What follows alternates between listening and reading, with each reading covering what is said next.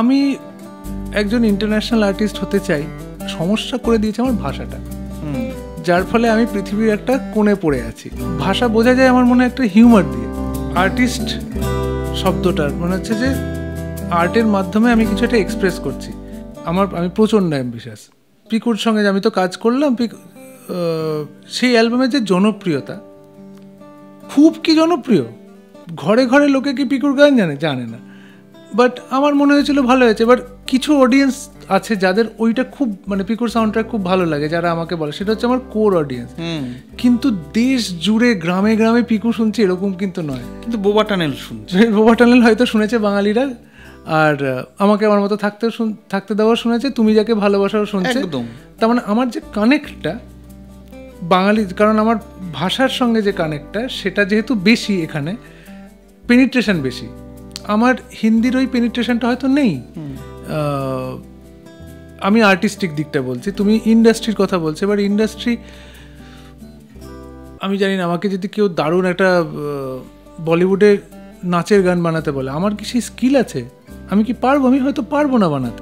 আমি একজন international artist হতে চাই, কতটা হতে পারছি জানি না। এটা আমার কোর ইচ্ছে। যদি লক্ষ্য যদি বলো, আই ওয়ান্ট টু বি আন্তর্জাতিক একজন মিউজিশিয়ান হতে চাই। সমস্যা করে দিয়েছে আমার ভাষাটা, যার ফলে আমি পৃথিবীর একটা কোণে পড়ে আছি।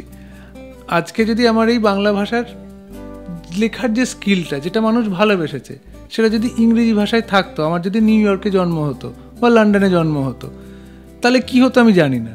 But I am born with that ভাগ্য যে আমি বাংলায় জন্মেছি। আর আমি কনফিডেন্টও এই ভাষাটায় অনেক। হ্যাঁ, এই ভাষাতেই আমি সবচেয়ে বেশি নিজেকে প্রকাশ। আমার ভাষা বোঝা যায় আমার মনে একটা হিউমার দিয়ে।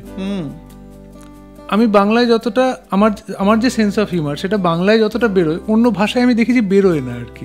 লোকে আমাকে ভাবে যে একটা মানে একটু টাইট, মানে আপটাইট খুব। আসলে আমি প্রকাশ করতে পারছি না হয়তো আমার আর্টিস্ট শব্দটার মনে হচ্ছে যে আর্টের মাধ্যমে আমি কিছু একটা এক্সপ্রেস করছি।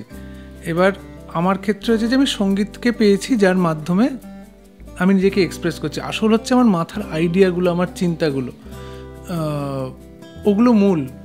এবার আমি এখনো অবধি গানের মাধ্যমে সেগুলো প্রকাশ করছি, যেগুলোর ভাষা মূলত বাংলা।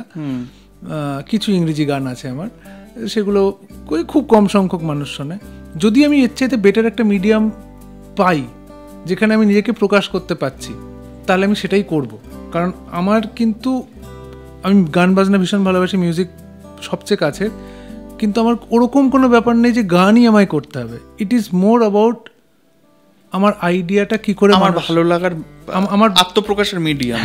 হ্যাঁ, আত্মপ্রকাশের মিডিয়ামটা যা খুশি হতে পারে, সেটা আমার কাছে একটা ছোট গল্প হতে পারে। অ্যাপেটাইটটা ইউনিভার্সাল, অ্যাপেটাইটটা মারাত্মক। আমি প্রচণ্ড অ্যাম্বিশাস।